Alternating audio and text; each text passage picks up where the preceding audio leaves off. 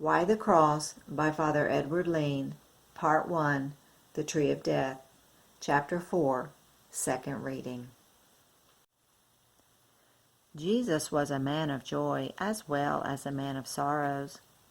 We are so habituated to think of Christ as the man of sorrows that we are prone to lose sight of a truth of vast importance for the right apprehension of Christ's message. This truth is that Jesus lived an intensely happy human life. He suffered grievously, but he did not know an instant's unhappiness or dissatisfaction. He possessed all that a human heart could desire, and nothing could snatch his treasure from his possession. Nor was the bliss he enjoyed of an unearthly sort, too rarefied to satisfy the longings of a creature part spiritual, part material, like man. Jesus enjoyed life as man was meant to enjoy life. His soul, being human, was happy with the happiness proper to a human soul. There was immeasurably more satisfaction crowded into a single moment of the Saviour's earthly life than was enjoyed by all the saints taken all together in the ravishing experiences of the mystical life. For Jesus, the problem of existence had been solved from the beginning. He longed to communicate that solution to all men. To reveal his secret, he sought for those phrases that should be most expressive, most effective, most persuasive. He knew what a happy revolution his message, if accepted, would make in men's lives, and he desired with a great desire that they should allow themselves to be persuaded to its acceptance. To accept would mean the power to enter into his experience, to share his life, and to partake of his happiness. It was not a happiness deferred that Jesus promised to men. He guaranteed to alleviate the burdens of the human heart and bring it peace, even here and now. Christ's solution of the problem of existence was communicated to his hearers in a few words. The main theme of the gospel was compressed into one short sentence. All his spiritual teaching was crystallized in the statement, "Blessed are the pure of heart, for they shall see God." This communication, so concise and yet so pregnant with meaning, for the rest of the aesthetic and spiritual instructions of Jesus are but an amplification and exposition of it, falls into three divisions. The opening term, blessed, is already an assurance that if men would give ear to him, the dream they always cherished of a happiness attainable on this earth would be a dream no longer. He could make it come true. This was the good news, the evangelium, which he was commissioned to announce and also to bring to pass. "I have come," he said later on, "that they may have life and may have it more abundantly." The dream could become a reality for all who would trust his word and share his theory. "He that believeth in the Son hath life everlasting. But he that believeth not in the Son shall not see life, but the wrath of God abideth on him." The promise is not solely for the future, as is signified by the present tense hath. The concern of Jesus is not exclusively centered on the life to come. He was profoundly interested in the problems of the present moment and in their solution. He proposed to himself the relief here and now, and not merely the deferred relief of actual human unhappiness. "Come to me," he said, "all you that labor and are burdened, and I will refresh you." These words were not lightly or inconsiderately spoken. They were no idle boast that he could not justify. He meant exactly what he said. His power was equal to his word. What is more, he could not make men happy were he himself unhappy. What illuminates must itself be luminous. The living source of communicable happiness must itself be happy. Jesus was happy because he saw God. He makes men happy by bestowing on them the power to share his vision.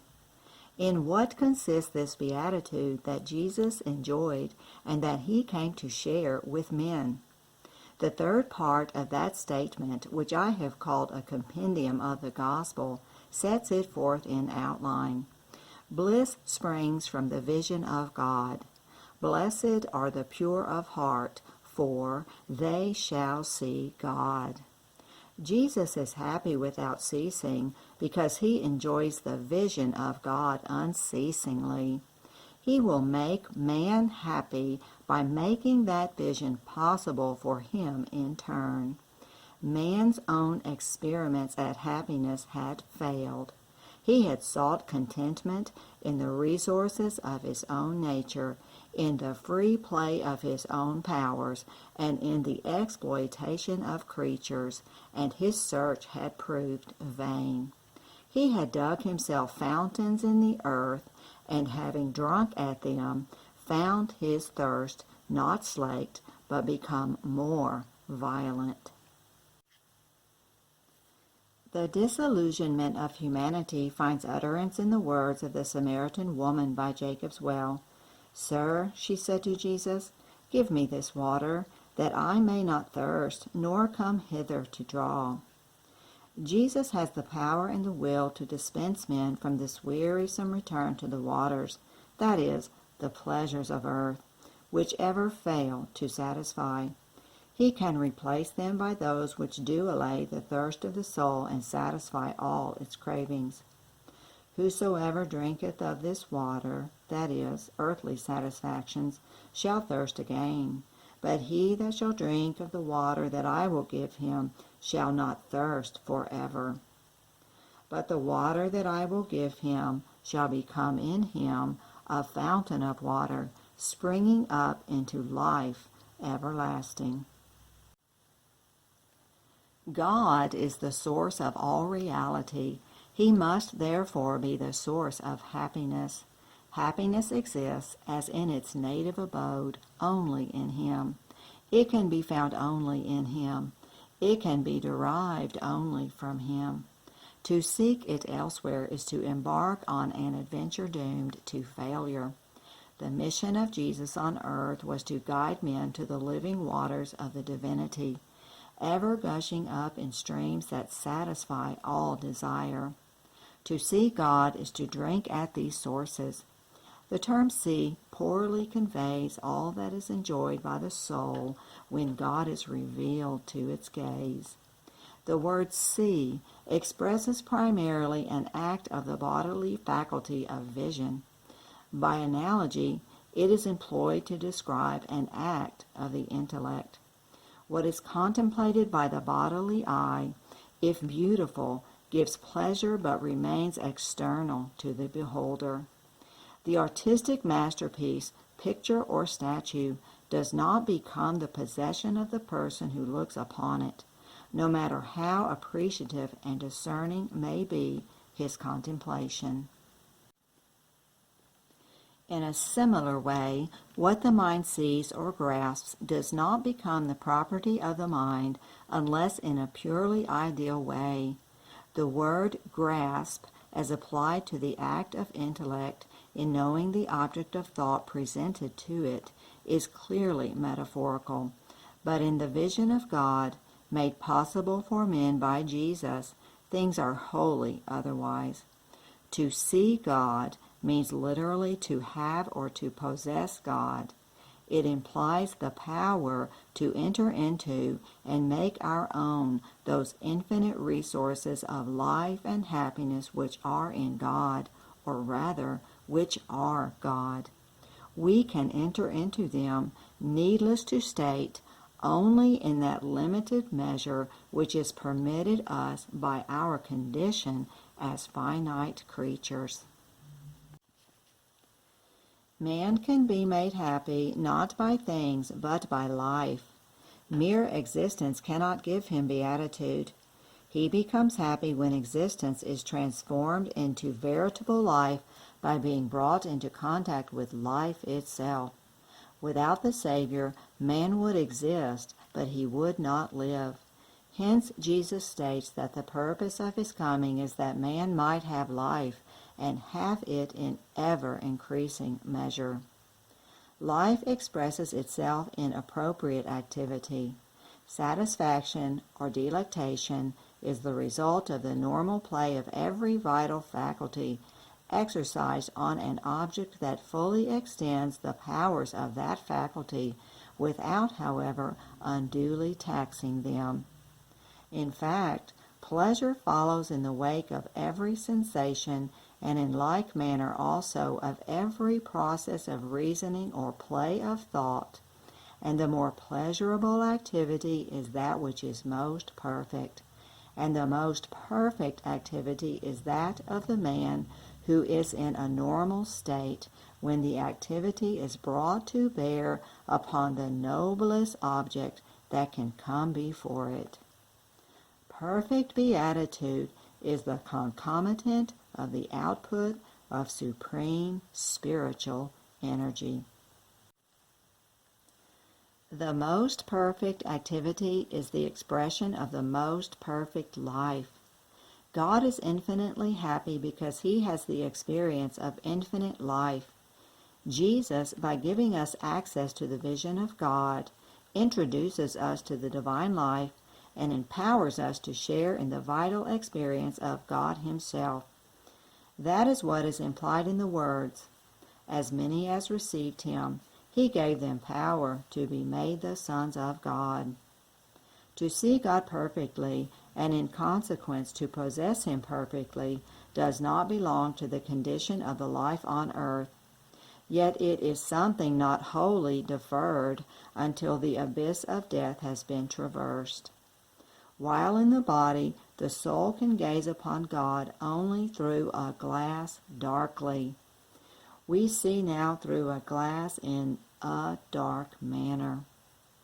God is enveloped in the thick veils of faith, but imperfect though the vision of faith be, yet it is vision. By it God is beheld and possessed in a manner that is a beginning of the final vision and the final perfect possession. This vision of faith, proper to the time of exile, can go on constantly increasing in perfection. The more perfect it becomes, the more happiness it imparts. The deep contentment that at all times and the positive transports that occasionally mark the lives of the saints reveal the beatifying effects of the higher degrees of faith. This real, though incomplete happiness is offered to all men. It will be experienced by them in proportion to the degree in which they respond to the designs of the Savior and accept the conditions he traces for the vision of God here and hereafter. The gospel of Jesus Christ is not a negation of human aspirations. It is the glad tidings that man's perennial dream of immediate happiness can be realized. Jesus outlines for his hearers the nature of this happiness and tells them that he has the power and the will to lead them to it. He says that he can create the source of it in the depths of their own souls if they will believe in him and follow his directions. To see God is to be happy. He undertakes to make that vision possible for men.